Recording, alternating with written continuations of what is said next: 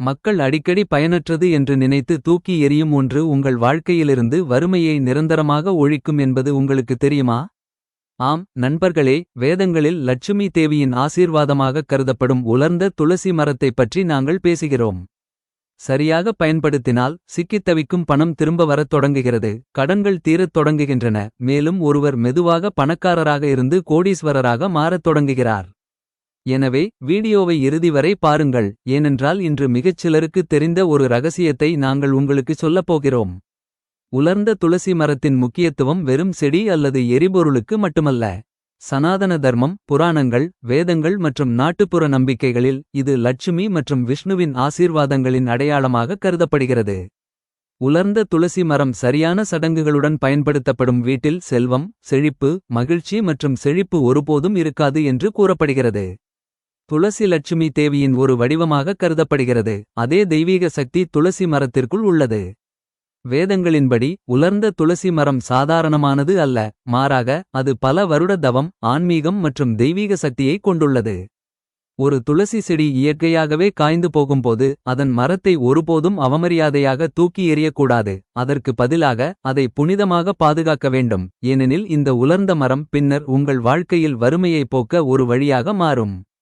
யாகங்கள், ஹவனங்கள், பூஜைகள் மற்றும் சிறப்பு தியானங்களில் துளசி மரத்தை பயன்படுத்துவது விஷ்ணு மற்றும் லட்சுமி தேவியை பிரியப்படுத்துவதாகவும் அவர்களின் பக்தர்களை ஆசீர்வதிப்பதாகவும் புராணங்கள் குறிப்பிடுகின்றன. செல்வம், சொத்து, வணிக வளர்ச்சி, வேலை முன்னேற்றம் மற்றும் திடீர் ஆதாயங்களை ஆசீர்வதிக்கிறது.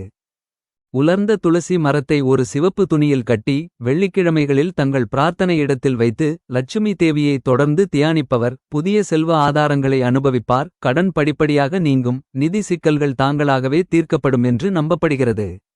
ஒரு சிறிய துளசி மரத்துண்டு கூட உண்மையான நம்பிக்கையுடனும் பக்தியுடனும் வைத்திருந்தால் செல்வத்தை ஈர்ப்பதற்கான ஒரு சக்திவாய்ந்த கருவியாக மாறும். உலர்ந்த துளசி மரத்தை ஒரு பாதுகாப்பான இடத்தில் அல்லது பணம் சேமிக்கப்படும் இடத்தில் வைப்பது நிதி இழப்புகளை தடுக்க உதவுகிறது. தேவையற்ற செலவுகளை குறைக்கிறது மற்றும் பணம் குவிக்க உதவுகிறது என்று பல பயிற்சியாளர்கள் நம்புகிறார்கள். துளசி மரத்தை ஒருபோதும் காலணிகளுக்கு அருகில், தூய்மையற்ற இடத்தில் அல்லது தரையில் வைக்கக்கூடாது என்றும் வேதங்கள் கூறுகின்றன. அதற்கு பதிலாக அதை ஒரு சுத்தமான, புனிதமான மற்றும் உயர்ந்த இடத்தில் வைக்க வேண்டும். உலர்ந்த துளசி மரத்தால் செய்யப்பட்ட மாலையை அணிவது ஒரு நபரின் வாழ்க்கையில் நேர்மறை ஆற்றலின் ஓட்டத்தை அதிகரிக்கிறது. எதிர்மறை சக்திகளை விலக்கி வைக்கிறது மற்றும் தனிநபரை மனரீதியாக பலப்படுத்துகிறது. மனம் அமைதியாகவும் நிலையானதாகவும் இருக்கும்போது முடிவுகள் சரியானவை. சரியான முடிவுகள் செல்வத்திற்கும் வெற்றிக்கும் வழிவகுக்கும். இவ்வாறு துளசி மரம் மறைமுகமாக ஒரு நபரை செல்வந்தர்களாக மாறும் பாதையில் வழிநடத்துகிறது. உலர்ந்த துளசி மரத்தால் வழக்கமாக ஹவனம் செய்யப்படும் வீடுகளில் லட்சுமி தேவி நிரந்தரமாக வசிப்பதாக பல நாட்டுப்புறக் கதைகள் விவரிக்கின்றன. அத்தகைய வீடு ஒருபோதும் காலியாக இருக்காது. உணவு, உடைகள் மற்றும் செல்வம் தொடர்ந்து கிடைக்கும். வெள்ளிக்கிழமை மாலையில் லட்சுமி தேவியின் முன் துளசி மரத்தால் ஏற்றப்பட்ட ஒரு விளக்கை ஏற்றினால் அது இனி ஒரு சாதாரண விளக்காக இருக்காது. மாறாக லட்சுமியின் ஆசீர்வாதங்களை ஈர்க்கும் ஒரு விளக்காக மாறும். இவ்வாறு செய்வதால் சிக்கித் தவிக்கும் பணம், வியாபாரத்தில் திடீர் ஏற்றம், வேலையில் இருப்பவர்களுக்கு பதவி உயர்வு அல்லது சம்பள உயர்வுக்கான வாய்ப்புகள் கிடைக்கும் என்று கூறப்படுகிறது. உலர்ந்த துளசி மரத்தின் மற்றொரு குறிப்பிடத்தக்க பயன்பாடு என்னவென்றால் அதை கங்கை நீரால் சுத்திகரித்து மஞ்சள் துணியில் கட்டி வடக்கு திசையில் வைப்பது குபேர பகவானை மகிழ்விக்கிறது. மேலும் குபேரனின் ஆசிர்வாதத்தால் ஒருவரின் வாழ்க்கை எப்போதும் செல்வத்தால் ஆசீர்வதிக்கப்படுகிறது.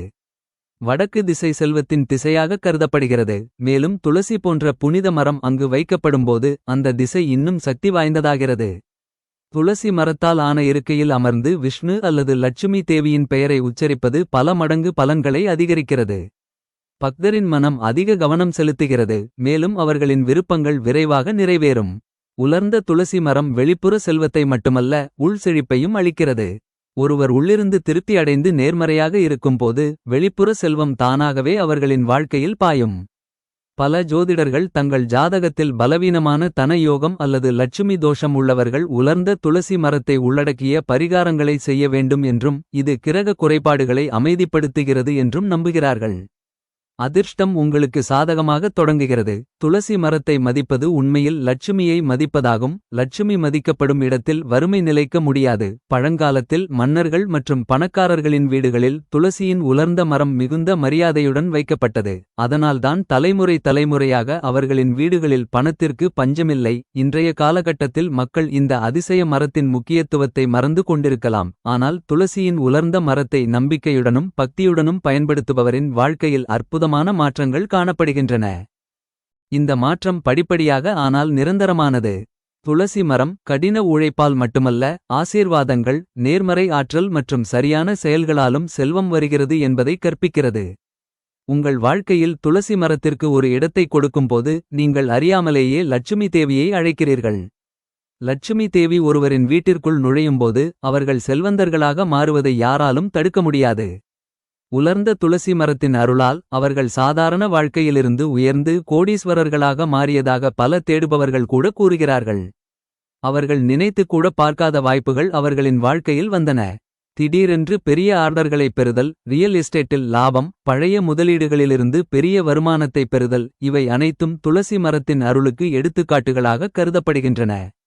இறுதியில் உலர்ந்த துளசி மரம் ஒரு சாதாரண மரம் அல்ல, ஆனால் நல்ல அதிர்ஷ்டம், செழிப்பு மற்றும் செல்வத்திற்கான திறவுகோல் என்று சொல்வது தவறல்ல.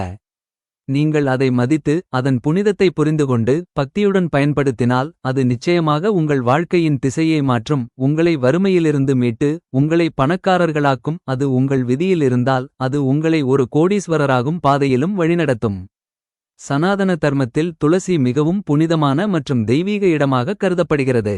துளசி வெறும் செடி மட்டுமல்ல, லட்சுமி தேவியின் அவதாரமாகவும் கருதப்படுகிறது. மேலும் விஷ்ணுவுக்கு மிகவும் பிரியமானது. எனவே துளசி செடி இருக்கும் வீட்டில் நேர்மறை ஆற்றல், தூய்மை மற்றும் ஆன்மீக சூழல் தானாகவே உருவாகிறது. இருப்பினும் துளசிக்கு அருகில் சில பொருட்களை வைத்திருப்பது அபசகுனமாகக் கருதப்படுகிறது என்றும் வேதங்கள் மற்றும் புராணங்களில் தெளிவாக கூறப்பட்டுள்ளது. ஏனெனில் இது துளசியின் தூய்மையை பாதிக்கிறது மற்றும் லட்சுமி தேவியின் ஆசீர்வாதம் படிப்படியாக குறையத் தொடங்குகிறது. முதல் மற்றும் மிக முக்கியமான விஷயம் காலணிகள் மற்றும் செருப்புகள். துளசிக்கு அருகில் காலணிகள் அல்லது செருப்புகளை வைத்திருப்பது அல்லது துளசிக்கு அருகில் வருவது ஒரு பெரிய பாவமாக கருதப்படுகிறது. காலணிகள் மற்றும் செருப்புகள் ரஜஸ் மற்றும் தாமச சக்தியின் சின்னங்கள் மற்றும் அவற்றை சாத்விக் மற்றும் துளசி போன்ற புனித சக்தியின் அருகில் வைக்கும்போது எதிர்மறை ஆற்றல் உருவாகிறது. இதனால் பணம் வீட்டில் தங்குவதை நிறுத்துகிறது, தேவையற்ற செலவுகள் அதிகரித்து மன அமைதியின்மை நீடிக்கிறது. வேதங்களின்படி துளசிக்கு அருகில் காலணிகள் மற்றும் செருப்புகள் வைக்கப்பட்டால் அது லட்சுமி தோஷத்தை ஏற்படுத்தும். இரண்டாவது விஷயம் துளசிக்கு அருகில் உடைந்த அல்லது அழுக்கு துளசி வைத்திருப்பதும் மிகவும் அசுபமாக கருதப்படுகிறது. துளசி அழுக்கு மற்றும் வறுமையுடன் தொடர்புடையது. அதை துளசிக்கு அருகில் வைக்கும்போது நீங்கள் அறியாமல் வறுமையை அழைக்கிறீர்கள் என்பதை குறிக்கிறது. துளசிக்கு அருகில் துளசி வைத்திருக்கும் வீடுகளில் பணம் அங்கு வரும், ஆனால் தங்காது என்பது பல முறை காணப்பட்டுள்ளது. மூன்றாவது விஷயம் குப்பை அல்லது அழுக்கு. துளசிக்கு அருகில் குப்பை, அழுக்கு பாத்திரங்கள், உடைந்த பொருட்கள் அல்லது பயனற்ற பொருட்கள் வைக்கப்பட்டால் அது ஒரு பெரிய பாவமாக கருதப்படுகிறது. துளசி என்பது தூய்மையின் சின்னம், அழுக்கு அதன் இருப்புக்கு எதிரானது. அத்தகைய வீடுகளில் எதிர்மறை சக்திகள் விரைவாக ஈர்க்கப்படுகின்றன. நான்காவது விஷயம் இறைச்சி, மது, புகையிலை அல்லது வேறு எந்த வகையான தாமச பொருட்களும். துளசிக்கு அருகில் இவற்றை வைத்திருப்பது அல்லது அவற்றை உட்கொள்வது ஒரு பெரிய பாவமாக கருதப்படுகிறது. ஏனெனில் துளசி முற்றிலும் சாத்வீக சக்தியை கொண்டுள்ளது மற்றும் தாமசப் பொருட்கள் அதன் ஆற்றலை பலவீனப்படுத்துகின்றன. அத்தகைய வீடுகளில் வழிபாடு மற்றும் பிரார்த்தனைகளின் பலன்கள் கிடைக்காது, மேலும் கடவுள்கள் மற்றும் தெய்வங்களின் ஆசிகள் படிப்படியாக குறைகின்றன. ஐந்தாவது மற்றும் கடைசி விஷயம் உடைந்த அல்லது துருப்பிடித்த இரும்பு பொருட்கள். உடைந்த பாத்திரங்கள், சேதமடைந்த கருவிகள், துருப்பிடித்த இரும்பு அல்லது பயன்படுத்த முடியாத பொருட்களை துளசியின் அருகில் வைக்கக்கூடாது என்று வேதங்களில் கூறப்பட்டுள்ளது. ஏனெனில் இவை தேங்கி நிற்கும் மற்றும் எதிர்மறை சக்தியை குறிக்கின்றன. துளசியின் அருகில் இதுபோன்ற பொருட்களை வைத்திருப்பது குடும்ப உறுப்பினர்களின் வாழ்க்கையில் தடைகள், நோய்கள் மற்றும் நிதி சிக்கல்களை அதிகரிக்கிறது. இது தவிர துளசியின் அருகில் மொபைல் போன்கள், மின்னணு குப்பைகள், பழைய துணிகள் அல்லது கிழிந்த காலணிகளை வைத்திருப்பதும் பொருத்தமற்றதாக கருதப்படுகிறது. துளசியின் இடம் எப்போதும் அமைதியாகவும் சுத்தமாகவும் புனிதமாகவும் இருக்க வேண்டும். அங்கு தொடர்ந்து விளக்குகள் ஏற்ற வேண்டும், தண்ணீர் ஊற்ற வேண்டும், பக்தியுடன் வழிபாடு செய்ய வேண்டும். துளசியின் அருகில் அடிக்கடி சண்டை, துஷ்பிரயோகம் அல்லது எதிர்மறை பேச்சு இருந்தால் அது ஒரு அபசகுன விளைவையும் ஏற்படுத்துகிறது. ஏனெனில் துளசி சுற்றுச்சூழலை மட்டுமல்ல, வீட்டின் உறுப்பினர்களின் எண்ணங்களையும் பாதிக்கிறது. பழங்காலத்தில் துளசி சௌரா வீட்டில் மிகவும் புனிதமான இடமாக கருதப்பட்டது. மேலும் வழிபாடு தொடர்பான பொருட்கள் மட்டுமே அங்கு வைக்கப்பட்டன. அதனால்தான் அந்த வீடுகளில் மகிழ்ச்சி, அமைதி மற்றும் செல்வத்திற்கு ஒருபோதும் பற்றாக்குறை இல்லை. இப்போதெல்லாம் மக்கள் அறியாமலேயே துளசியின் அருகில் பொருத்தமற்ற பொருட்களை வைத்து பின்னர் வழிபாட்டின் பலன்கள் கிடைக்கவில்லை என்று புகார் கூறுகிறார்கள். ஆனால் உண்மையான காரணம் இந்த சிறிய தவறுகள்தான். லட்சுமி தேவி உங்கள் வீட்டில் நிரந்தரமாக வசிக்க வேண்டும் என்று நீங்கள் விரும்பினால், பணப்பற்றாக்குறையும் குடும்பத்தில் மகிழ்ச்சியும் அமைதியும் நிலவ வேண்டும் என்று நீங்கள் விரும்பினால், இந்த 5 விஷயங்களையும் துளசியின் அருகில் ஒருபோதும் வைத்திருக்காதீர்கள். துளசியை மதிப்பது என்பது உண்மையில் உங்கள் விதியை மதிப்பதாகும். துளசி எங்கு மகிழ்ச்சியாக இருக்கிறதோ அங்கு வறுமை ஒருபோதும் தங்காது. எனவே இன்றே உங்கள் வீட்டில் துளசியைச் சுற்றியுள்ள பகுதியை பாருங்கள். தேவையற்ற மற்றும் அபசகுனமான விஷயங்களை அகற்றி துளசிக்கு அதற்கு உரிய புனிதமான இடத்தை கொடுங்கள். நிச்சயமாக அதன் நேர்மறையான விளைவு மிக விரைவில் உங்கள் வாழ்க்கையில் தெரியும். சனாதன தர்மத்தில் துளசி ஒரு தாவரமாக மட்டும் கருதப்படுவதில்லை, ஆனால் ஒரு தெய்வத்தின் வடிவமாக கருதப்படுகிறது. எனவே துளசி தொடர்பான விதிகள், அலங்காரம் மற்றும் தடைகள் மிக முக்கியமானதாக கருதப்படுகிறது. எந்த நாளில் துளசியை தொடக்கூடாது என்பது வேதங்கள், புராணங்கள் மற்றும் மத மரபுகளில் தெளிவாக குறிப்பிடப்பட்டுள்ளது. ஏனெனில் இந்த நாட்களில் துளசியை தொடுவது அறியாமல் பாவத்திற்கு வழிவகுக்கும், வழிபாட்டின் பலனை அழிக்கலாம் மற்றும் லட்சுமி தேவியின் ஆசீர்வாதங்களை தடுக்கலாம். முதலில் அந்த நாளில் துளசியை தொடவே கூடாது.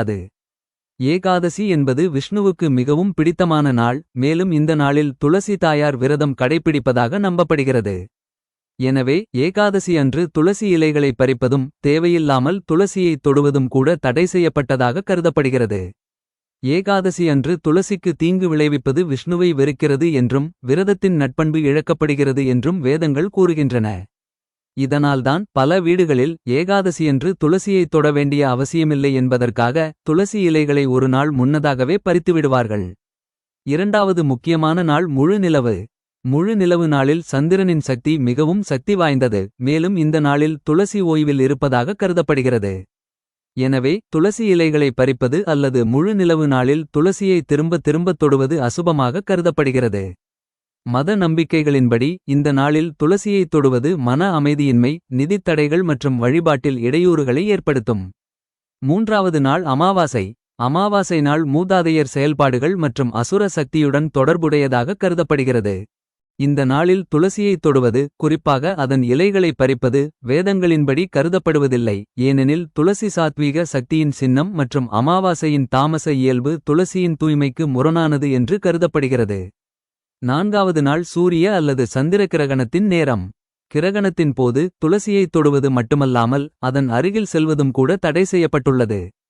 கிரகணத்தின் போது எதிர்மறை சக்திகள் செயலில் இருக்கும் என்றும் துளசி போன்ற புனிதமான பொருளுக்கு அந்த நேரத்தில் ஓய்வு அளிக்க வேண்டும் என்றும் நம்பப்படுகிறது.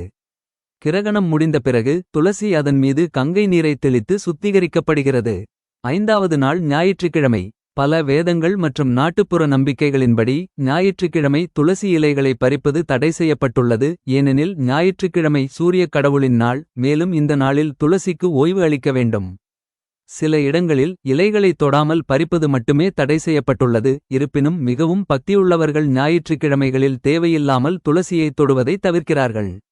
மேலும் துவாதசியை ஒட்டிய நாட்களில், குறிப்பாக தேவசயனி மற்றும் தேவுதானி ஏகாதசி நாட்களில் துளசி இலைகளை தொடவோ பறிக்கவோ கூடாது என்ற பாரம்பரியம் உள்ளது. ஏனெனில் இந்த நாட்களில் துளசி விவா மற்றும் விஷ்ணு பூஜையுடன் தொடர்புடைய சிறப்பு சடங்குகள் உள்ளன. மேலும் இரவில் துளசியை தொடக்கூடாது என்றும் வேதங்கள் கூறுகின்றன. சூரிய அஸ்தமனத்திற்குப் பிறகு துளசியில் கடவுள்களும் தெய்வங்களும் வசிப்பதாக நம்பப்படுகிறது. மேலும் அந்த நேரத்தில் அதை தொடுவது அவர்களுக்கு அவமானமாக கருதப்படலாம். எனவே மாலைக்குப் பிறகு துளசி செடியின் அருகே ஒரு விளக்கை ஏற்றி வணங்க வேண்டும். அதன் இலைகளை தொடவோ பறிக்கவோ கூடாது. இதேபோல் மாதவிடாய் காலத்தில் அல்லது மிகவும் தூய்மையற்ற நிலையில் துளசியை தொடுவது தடை செய்யப்பட்டதாக கருதப்படுகிறது. துளசி தூய மற்றும் புனிதமான ஆற்றலின் சின்னமாக இருப்பதால் இந்த விதிகள் அனைத்தின் முதன்மையான நோக்கம் பயம் அல்ல, மாறாக நம்பிக்கை, கட்டுப்பாடு மற்றும் தூய்மையை பேணுவதாகும். பண்டைய காலங்களில் மக்கள் இந்த விதிகளை உன்னிப்பாக பின்பற்றினர். இதன் விளைவாக அவர்களின் வீடுகள் எப்போதும் மகிழ்ச்சி, அமைதி மற்றும் செல்வத்தால் ஆசீர்வதிக்கப்பட்டன. இன்று மக்கள் பெரும்பாலும் அறியாமலேயே இந்த விதிகளை மீறுகிறார்கள். பின்னர் அவர்களின் வழிபாடு ஏன் பலனை தரவில்லை என்று யோசிக்கிறார்கள். உண்மையான காரணம் துளசி தொடர்பாக செய்யப்படும் இந்த சிறிய தவறுகள்தான். துளசி உங்கள் வீட்டில் பசுமையாக இருக்க வேண்டும். லட்சுமி தேவி நிரந்தரமாக வசிக்க வேண்டும். மேலும் செல்வம், ஆரோக்கியம் மற்றும் மன அமைதியுடன் ஆசீர்வதிக்கப்பட வேண்டும் என்றால் இந்த நாட்களில் துளசியை தொடுவதை தவிர்க்கவும். துளசியை மதிப்பது உண்மையில் விஷ்ணு மற்றும் லட்சுமி தேவி இருவரையும் கௌரவிப்பதாகும். துளசி மகிழ்ச்சியாக இருக்கும் இடத்தில் துரதிர்ஷ்டம், வறுமை மற்றும் எதிர்மறை தானாகவே போய்விடும். எனவே எந்த நாட்களில் துளசியை தொடக்கூடாது என்பதை அறிவது வெறும் தகவல் மட்டுமல்ல, உங்கள் வாழ்க்கையை மகிழ்ச்சி மற்றும் செழிப்பால் நிரப்ப ஒரு முக்கியமான ஆன்மீக விதி. நண்பர்களே, உலர்ந்த துளசி மரம் நம் வாழ்வில் செல்வம், மகிழ்ச்சி, அமைதி மற்றும் செழிப்பை எவ்வாறு கொண்டு வரும் என்பதை நீங்கள் பார்த்திருப்பீர்கள். லட்சுமி தேவியின் ஆசீர்வாதம் எப்போதும் உங்கள் வீட்டில் நிலைத்திருக்க வேண்டும் என்று நீங்கள் விரும்பினால் நிச்சயமாக இந்த வைத்தியங்களை நம்பிக்கையுடனும் ஏற்றுக்கொள்ளுங்கள். இந்த வீடியோ உங்களுக்கு பயனுள்ளதாக இருந்தால் தயவுசெய்து இதை லைக் செய்யவும். உங்கள் குடும்பத்தினருடனும் நண்பர்களுடனும் பகிர்ந்து கொள்ளவும். மேலும் இதுபோன்ற அதிசய வைத்தியங்களுக்கு எங்கள் சேனலை குழுசேர மறக்காதீர்கள். நீங்கள் ஏற்கனவே துளசி வைத்தியங்களை பயன்படுத்தினால் கருத்துகளில் எங்களுக்கு தெரியப்படுத்துங்கள். ஜெய் மாதா லட்சுமி, ஜெய் விஷ்ணு. உங்கள் வாழ்க்கை செல்வத்தாலும் மகிழ்ச்சியாலும் நிறைந்திருக்கட்டும்.